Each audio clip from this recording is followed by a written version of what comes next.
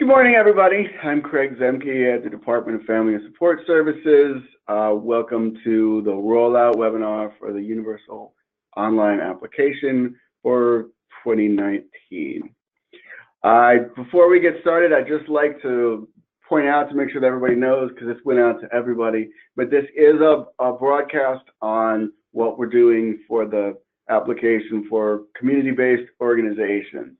CPS was doing a different system this year, and you'll be trained by people within the public schools. So if you logged in from CPS, you can actually go now. Listening to me will only confuse you.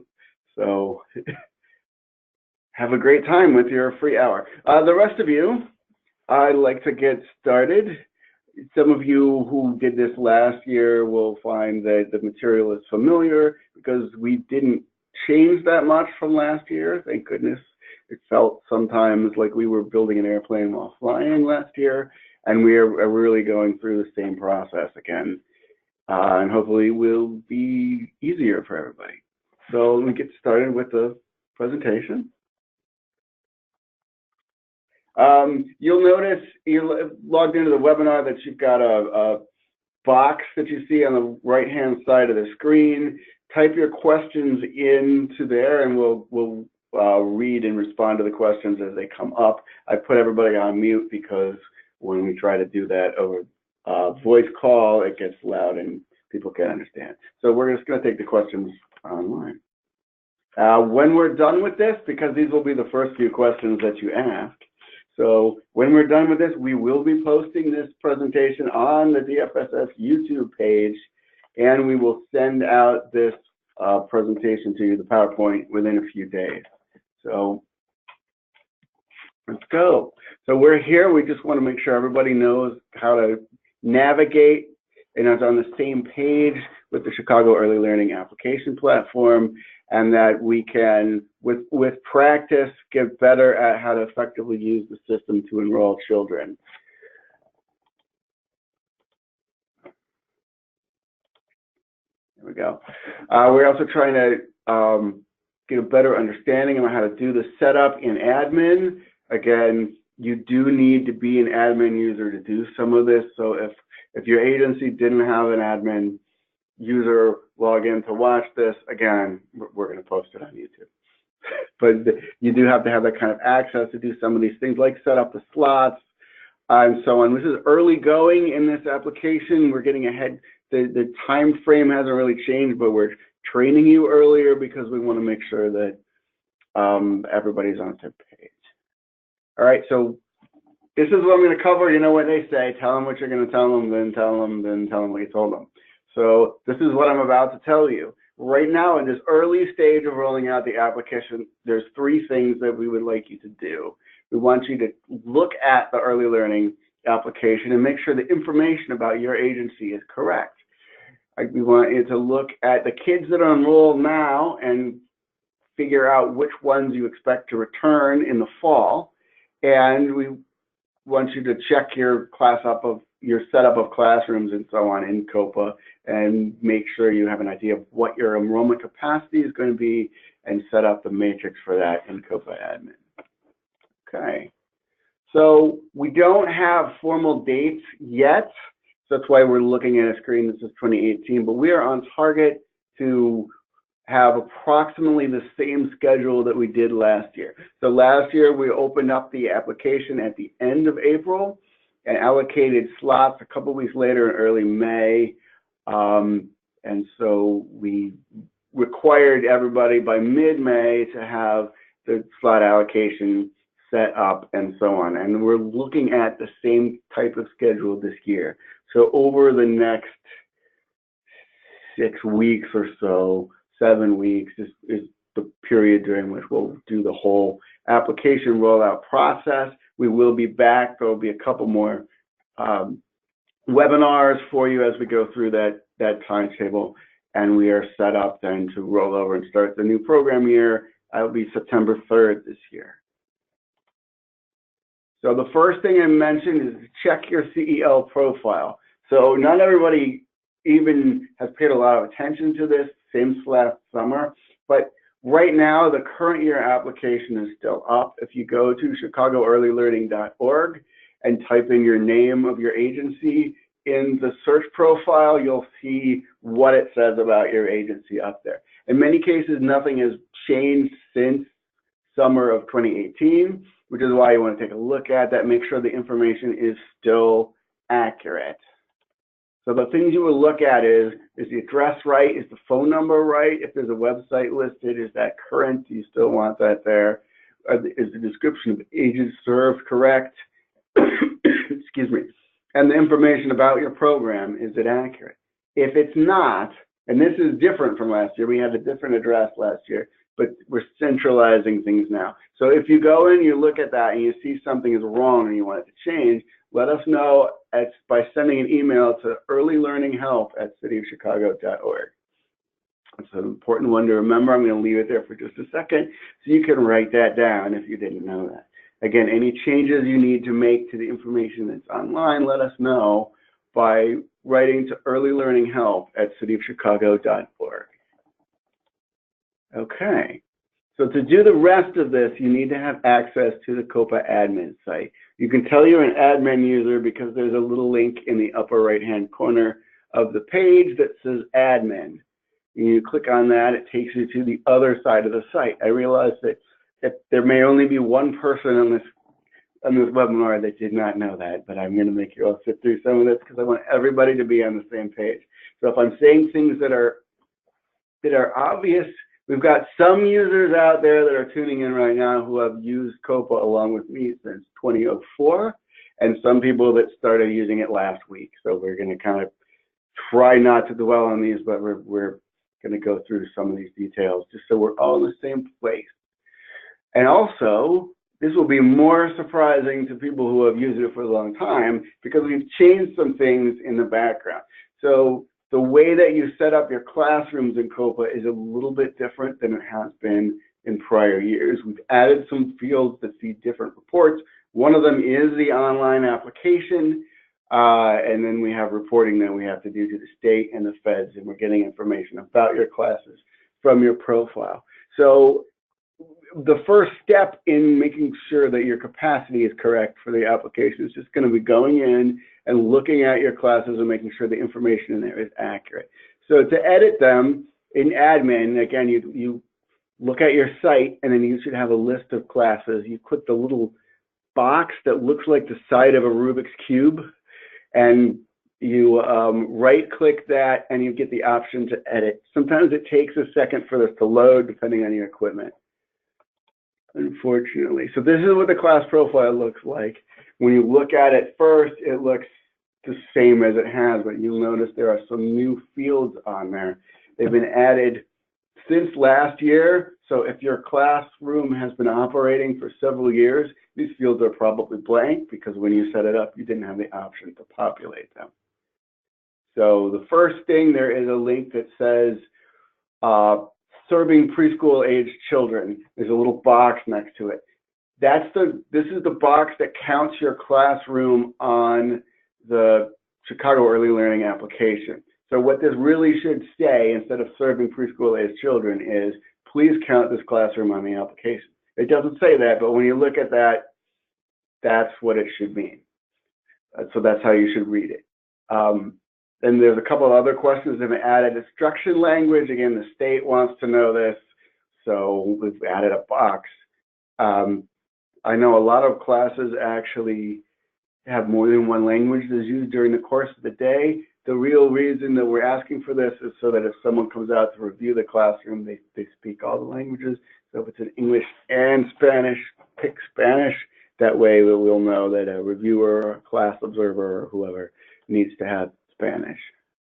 We added funding sources. This is a new concept. It's a new way of keeping track of things in COPA, and we'll get more information out about that later. But basically, you're going to pick who funds this classroom and just check the boxes. You can hit control and select as many sources as you need to.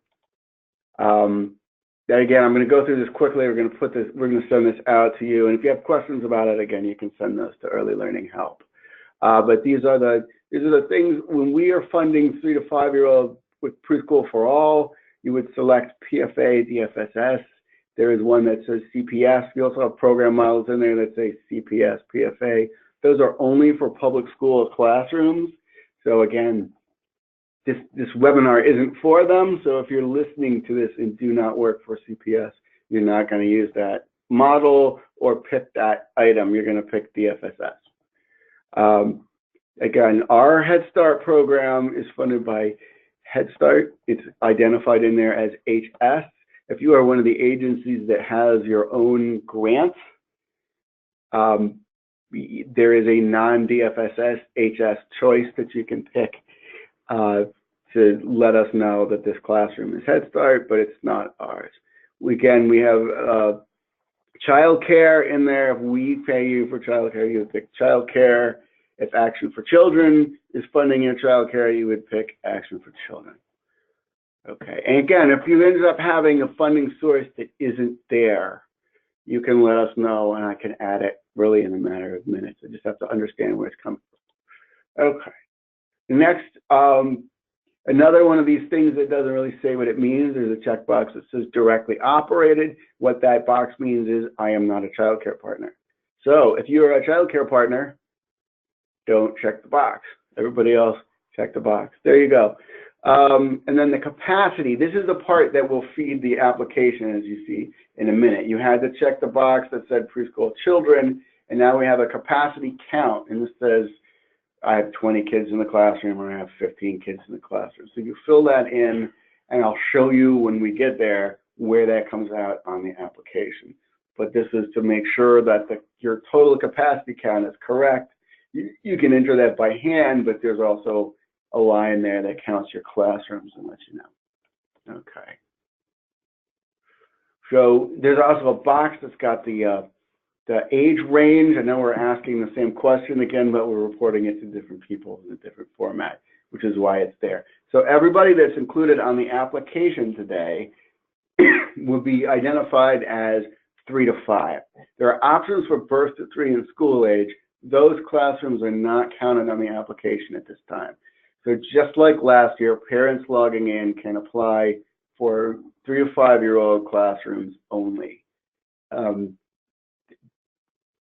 We hope in the future to have a birth to 3 application, but technically it's difficult. So right now we're sticking with the 1 application.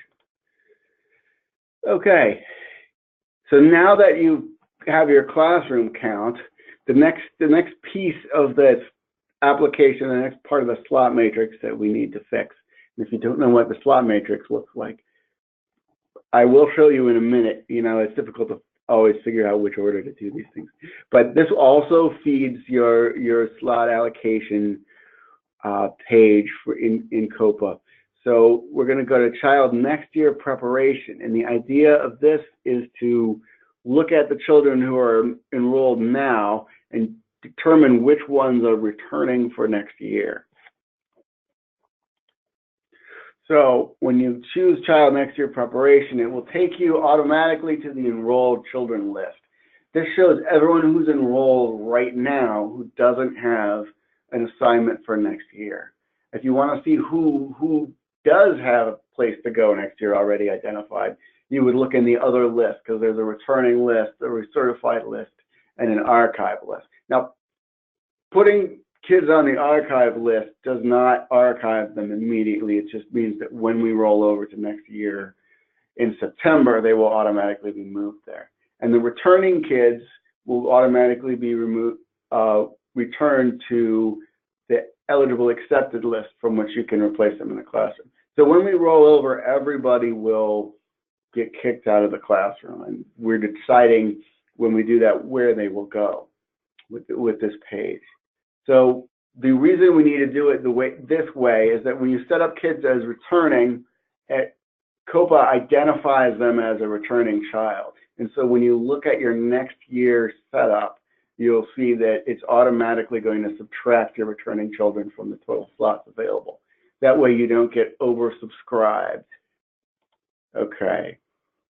So The default selections will be made when you go to this page. The checkboxes or the radial buttons won't be blank. You'll notice that some kids will automatically be marked as returning, some as archived. That doesn't mean that that's necessarily what you should do. COPA is guessing based on their birth date. So if you have a child who was 4 at the beginning of this year and so will be 5 by September 3rd, or September 1st, I guess, is the cutoff date. If the child will be 5 in September, then COPA is going to suggest that they be archived. So that will be what they mark, because they won't be age eligible for a 3 to 5-year-old program anymore. However, you may not want to mark them as archived because you have a school-age childcare program. And if you have school-age, you might want to put them on the recertify instead, which will put them back on the waiting list in case they return as a school-age kid.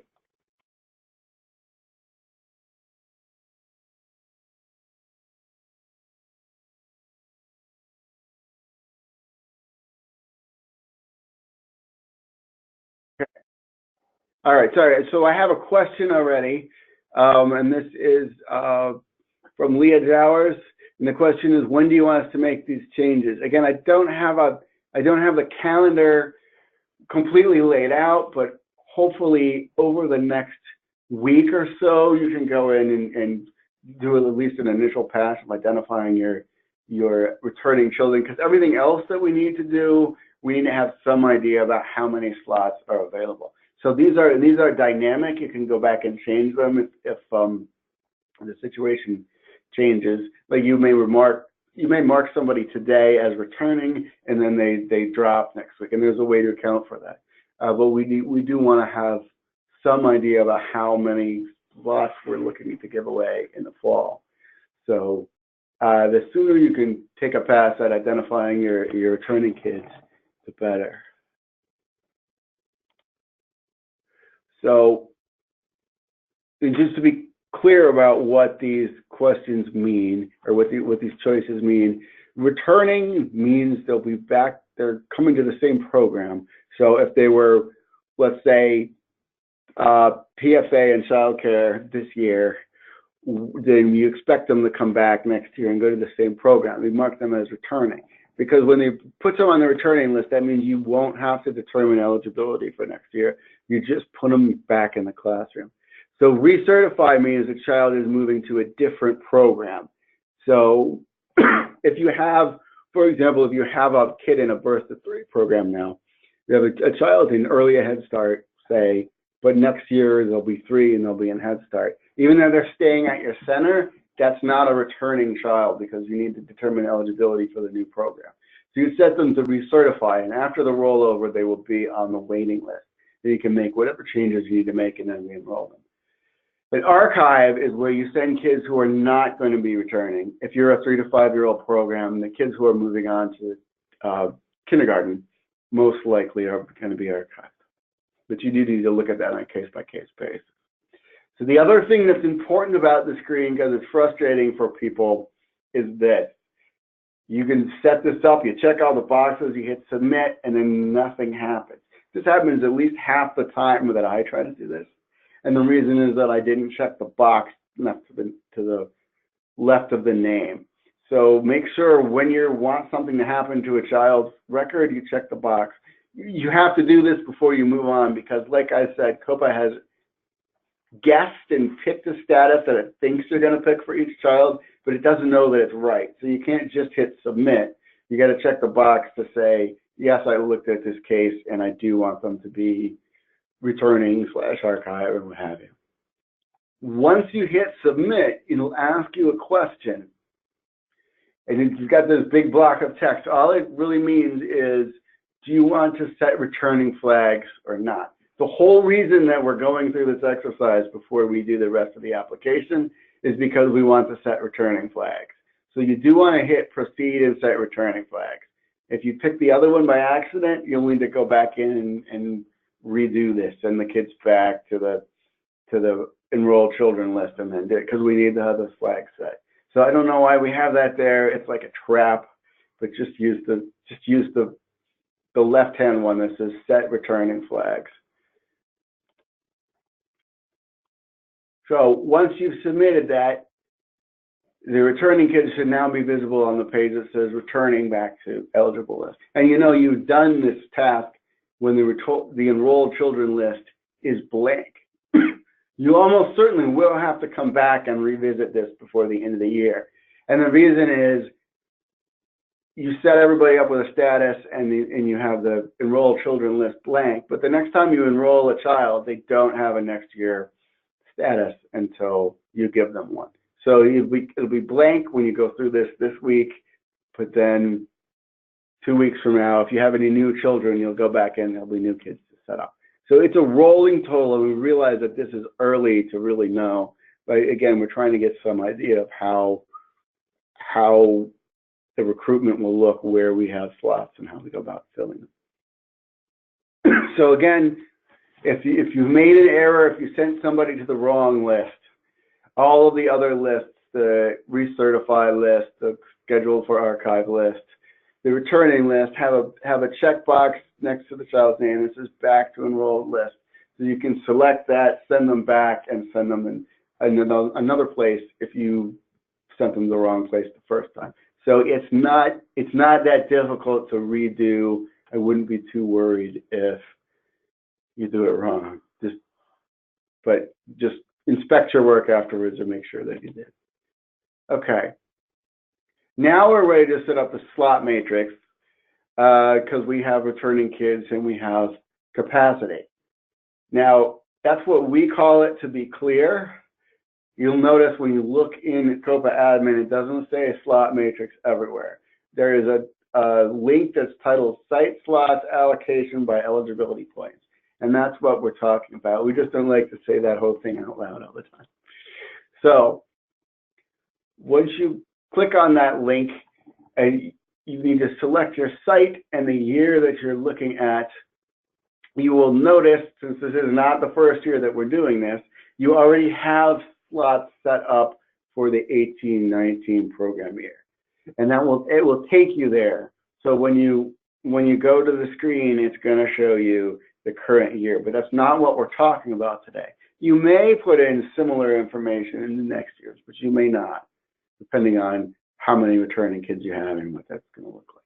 So you just make sure, for the purposes of what we're talking about right now, to change the filter here so that it says next year 2019 to 20. And so you'll get a blank setup. You'll see a blank screen. They won't have offered any slots yet because we haven't turned it on. So when you first look in there, it should be off. You'll check the box to the far left that says check to offer slots, and then save it. And once you've done that, it will give you the ability to set up slots. You'll notice on the right-hand side, there's a question that says applicable PIR age. The PIR is the report that we send to the feds in Head Start, and the PIR age means how old were they on September 1st, as opposed to their actual age today. So you will set 3 to 5, meaning that they're eligible if they were 3 by that date, but if they were 5, they're too old. Okay, now you look at this screen before I move on, you notice under total slots, we haven't set it up yet, so that box is blank. But underneath that, you see in blue where it says site capacity 99, that is adding up all of the slots that are in that classroom profile that I showed you a few minutes ago, that are in classrooms with the box checked that said preschool children, which, remember, means please include me on the application. So if you look at that and that's wrong, then you can actually click that link that says site capacity, and it will show you where the classrooms are that it's counting. So look at that, make sure it's correct. It probably is at this point, but if it's not, that's why. You may have classrooms that box isn't checked and should be, or classrooms where it is checked and it shouldn't be. Okay, once we've done that first round, we can now enter the total number of seats available. Now, this is not based on funding. So this doesn't mean, oh, they gave us 15 Head Start slots for their site, so we should put 15 in. This is how many children can fit in the classroom. How many can you accept before you're full, then can't take anymore? So if you've got space for 20 kids in the classroom as licensed capacity, for example, you put 20 or 17 if it's 17 and what have you. And that's irregardless of funding. It's just about age. So again, COPA has made a guess about the number of slots here based on your classrooms. If that's wrong, you want to fix it. So as I said, it's based on PIR age, and right now it's got kids who were 3 this year who will be 4 on September 1st. Those are the kids that you can mark as returning. So if you are a birth to 5 program, and I know a lot of people are, you may have some kids who were 2 years old this year that you already know are being enrolled next year in the 3 to 5-year-old program. So right now, the system doesn't have a way to accommodate that.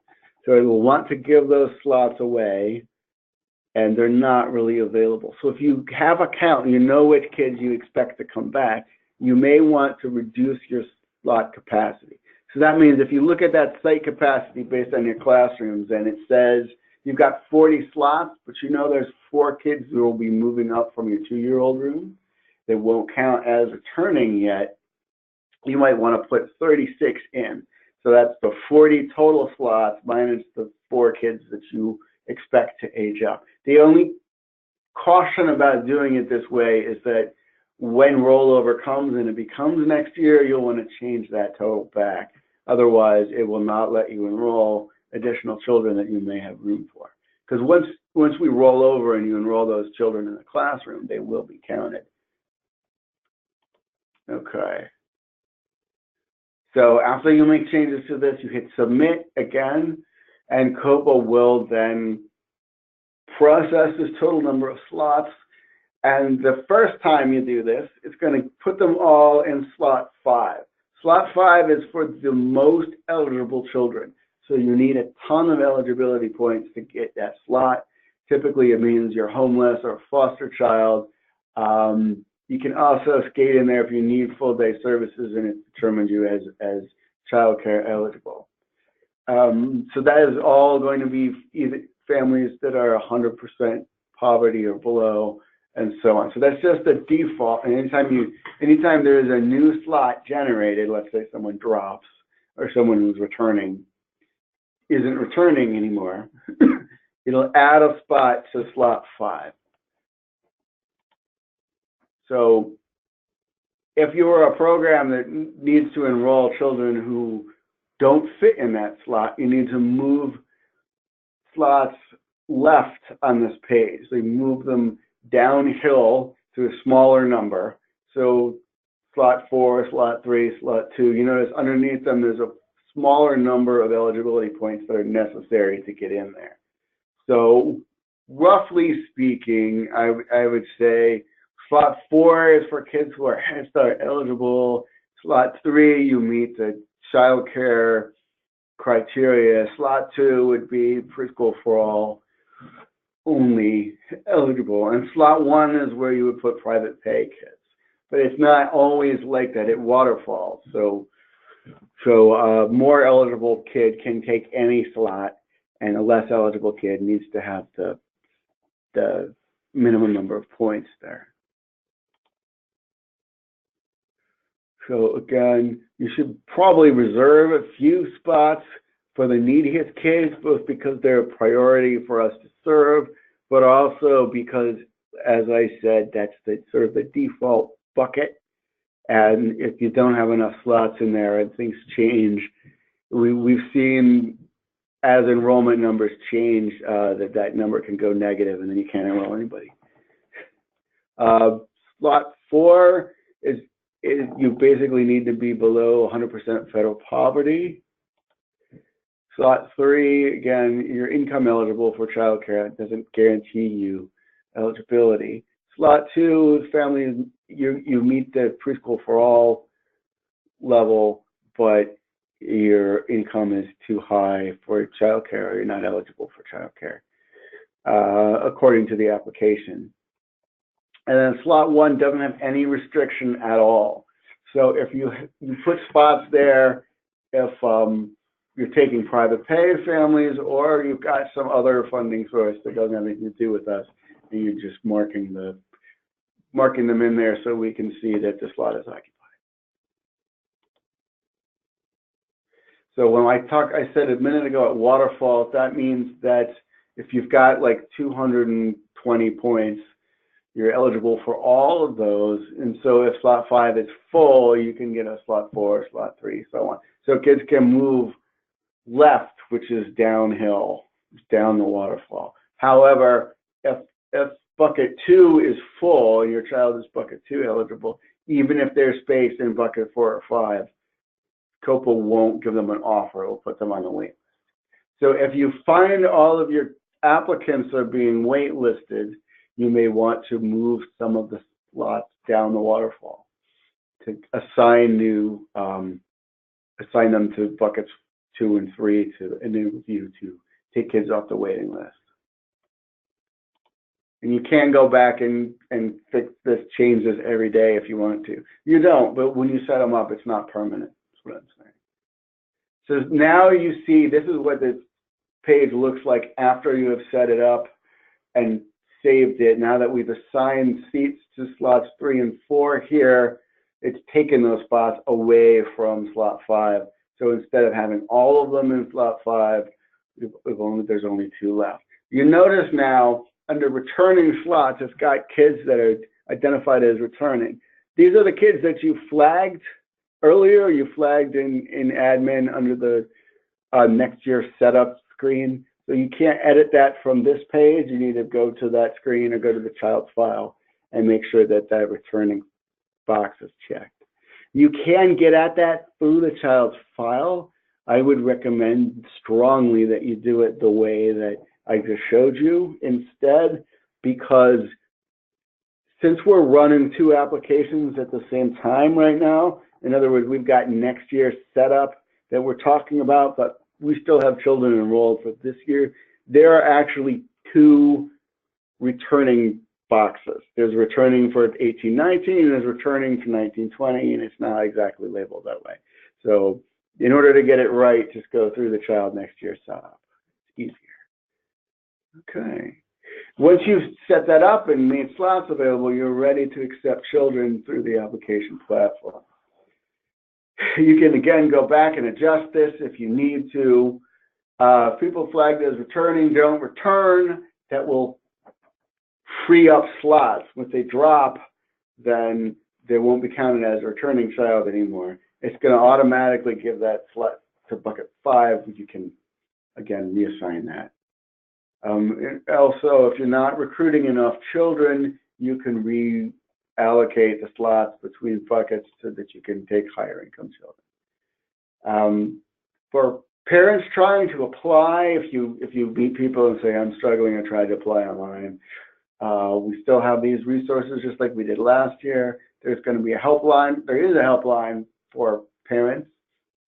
It's again, 312-229-1690, just like last year. And parents can contact info@shylearn.org to get assistance with their application. You know, that's different than agencies. You guys should use that early learning help email. So next thing, once we have gone live with the application, which again should be the end of the month, you'll want to see how many kids have applied using the online application. A lot of people are familiar with the recruitment list and go to recruitment in the enrollment section. The problem that we've long faced with that list is that it's organized by family.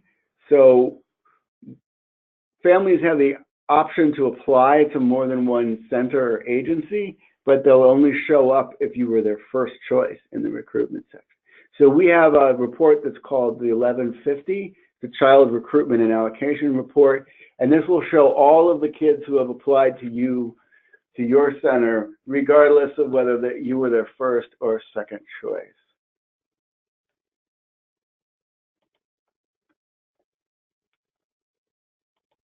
Okay.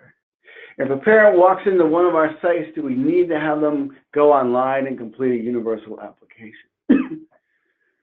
The answer is you don't, because you can still apply the old way. It's possible to let them go through it right while they're sitting there, though it's a good idea.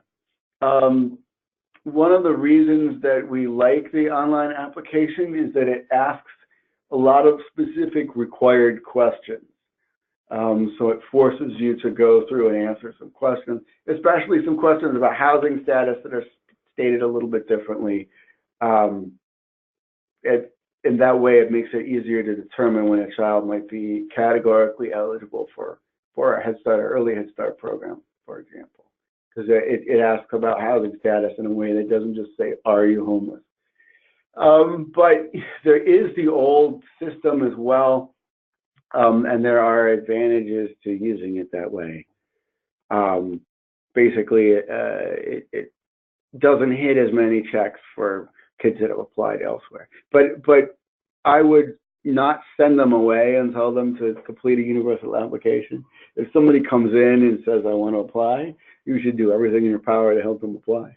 But you may want to use it if you have a laptop available and sit down with them and go through the program. I think that it's the most effective thing to do. So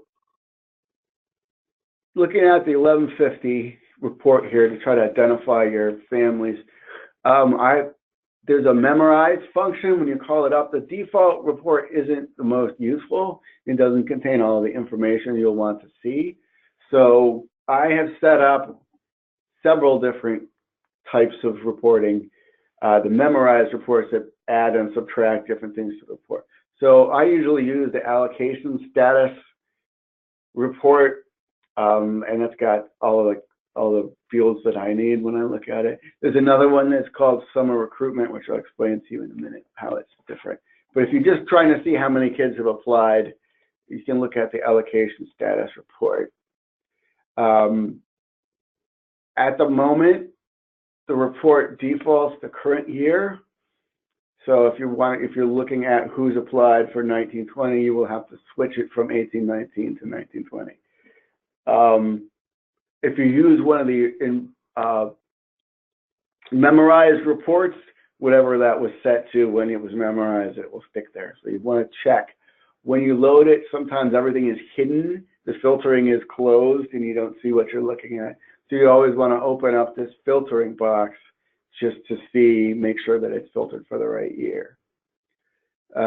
We haven't taken applications for 1920 yet because that's not open.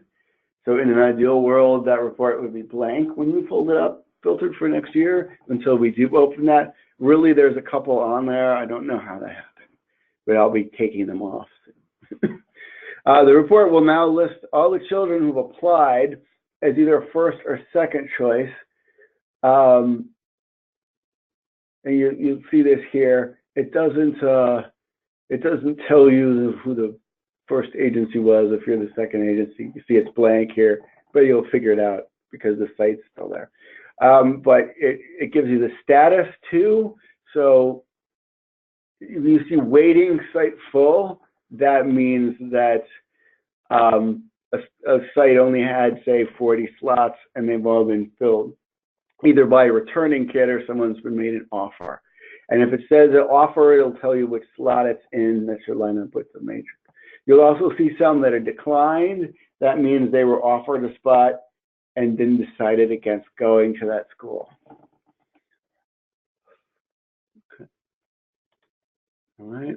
Now, so that's just, we'll tell you who all has applied. The summer recruitment customization is a little bit different.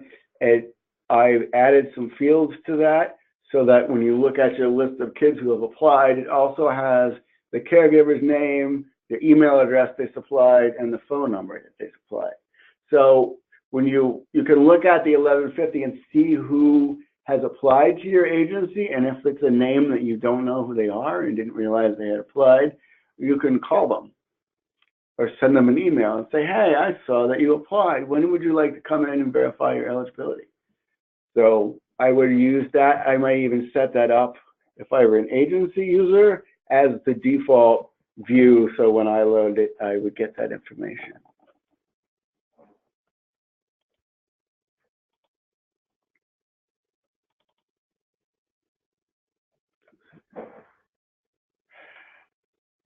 Hold on a second. I've got a question, but I'm having difficulty reading it.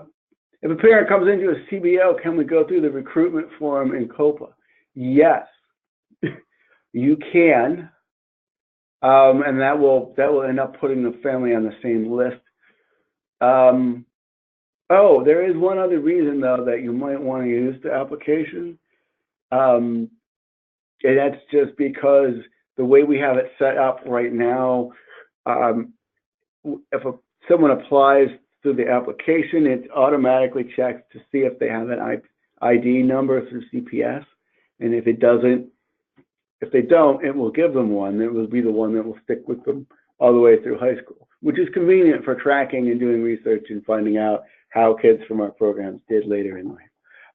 But that's really very interesting to me, and then maybe not so interesting to you. So if it's easier for you to use the recruitment form, you can do that, and it will put you in the same place. It will put them on the recruitment list, and you'll see them on the 1150. One of the advantages to the recruitment form is that when you do a regular COPA application, you'll notice there are all these required fields, and it won't let you save or move on until you populate everything. The recruitment form will let you have a partial record. There are some things you'll still have to enter, but other things you won't be required to come up with until you convert that into a regular file on the waiting list. So you may actually want to use the recruitment form. That way you've got a list of the families that are recruited, but they haven't come back in with all of their paperwork yet, and you're still able to count them in that time. So that would be a plus. So yeah, you can definitely use it. Okay, another way you can get a quick overview of what's happening is to look at the 975 report, which is the slot allocation report by site. What this report does is it just lists all of the kids by category. So it will show you these are the children that you have marked as returning, and then it will give you how many are waiting and how many have been given an offer. So you will see them all in the same place. You will see why, if you're waitlisting children, it's either because they weren't eligible for a bucket that you had, or it's because your site is full. If they weren't eligible for the bucket, but you want them to attend, that's when you will go into the slot matrix and change it to make room for them. You can also get just an overview of the status without names on the 975S report. Anytime you see an S in COPA, it's statistical. So it's got the same information, but it's numbers instead of names. So the 975F, instead of giving you the list, it just says, in this case, I've got my Blue North site, which isn't real, but it says 17 total slots, 3 returning kids, that leaves 14 slots available. And then it shows you which buckets they're in, which in this case are 3, 4, and 5. You would look at this, and if you decide that that's not how you want it set up, then you can go into admin and move the slots around. Anytime you add a slot to, like slot 2, for example, if you made this 0 into a 1, it would make this 2 and slot 5 into 1, because it's always going to add up to your total number. So the thing you notice about this, since your returning kids are counted, you don't have to do that math. So you don't need to reduce your slots by returning kids. COPA does that. The only time you're going to do that is for 2-year-olds. Okay. So as with all of the features, what they have to do with recruitment, please be aware when you look at these reports, the 975, the 975S, they're going to be available for multiple years. They're going to be available for 18-19 and for 19-20. So always look and make sure you're looking at the right year. Right now, there should be nothing for 19-20, but that should That should change very quickly. The other thing, we have been constantly working to update the Universal Help Desk ticket system. So for all kinds of issues that have to do this, whether you're struggling with the slot matrix, you have a reallocation request, you're trying to enroll an over-income child in Head Start, you're trying to enroll somebody and they're already in the system. These are all categories that we have in the ticket system. So instead of trying to call or send an email, if you would, as much as possible, use the help desk ticket system instead. The advantage to that is instead of just one person, a lot of people look at that, and we can pass the ticket around between each other. So things will happen more quickly if you use this system. The question is, will we have any slots for over-income families in the school year? This depends on your funding. 10% of your Head Start children can be over income. And you would apply for that through the ticket system. And that's 10% of the cumulative enrollment.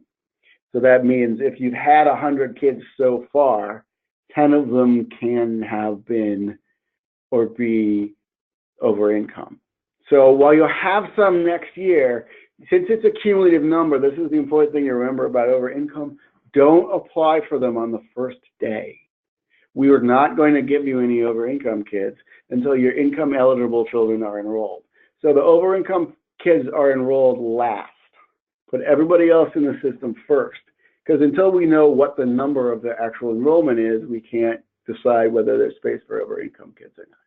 So we're going to roll over. The first day of class will be September 3rd, 2019, and we won't be taking any over income applications on September 3rd. So wait a week and put all your eligible kids in, and then we can approve them. So that's the hold up with those kids at the beginning of the year. The other thing to know is that is a Head Start thing. So children may be eligible, or we may determine there's a good reason to enroll a child for over income for Head Start. But while the overall income limit is higher for Preschool for All, the only reason someone would be accepted into Preschool for All and they're over income is that they have an IEP. Otherwise, there is no system. We don't have the authority to do that. So unfortunately, if a child is applying and their income is 201% of the federal poverty limit, they can't be in PFA. You've got to make the cutoff, and we don't have the ability to do that. So when we answer a request, you may see that we've changed the program model. So if you are making a application, you're requesting to enroll someone as over income, and you had them identified as being funded by Head Start and PFA and childcare, but their income is too high for PFA or childcare, we will change it. It'll just say Head Start full day, because we don't have the authority to approve over income enrollment in the other programs. Can you enroll over income for early Head Start? Again, yes, you can, up to 10% of your cumulative enrollment, which if you want to figure out where you are with that, you can look at your early Head Start PIR in COPA. It's report 999, and it'll show you what your cumulative enrollment is and how many kids have been enrolled as over income. So you'll be able to tell by looking at that report whether you have any space or not. Okay, again, if you have any other questions about this, this is still me. Still have the same phone number, still have the same email address. But for these requests, this is where if you need more information about something. But if you're looking to, again, enroll over income children having problems, there's not that many of us in the data unit, but we have lots of friends who are helping us with some of these processes. So it's much quicker rather than trying to get a hold of me or getting a hold of Jennifer personally to start a ticket. And I would say 75% of those tickets can be resolved without it ever coming to me. So that will speed up your work a lot. Okay. So is that it? That's it. All right. So thank you for taking part. Did I make it? Did I make it in an hour? Sometimes I talk too much, but I think we were good today. Again, thanks for tuning in. When we get closer, oh, I've got one more question. Yes, this presentation will be sent out. It will probably be emailed as part of the CST updates, and that will be a few days. And we will post this. We're recording this right now, so we will post it on the YouTube channel. I'm not sure when, but very soon. Okay, thanks a lot.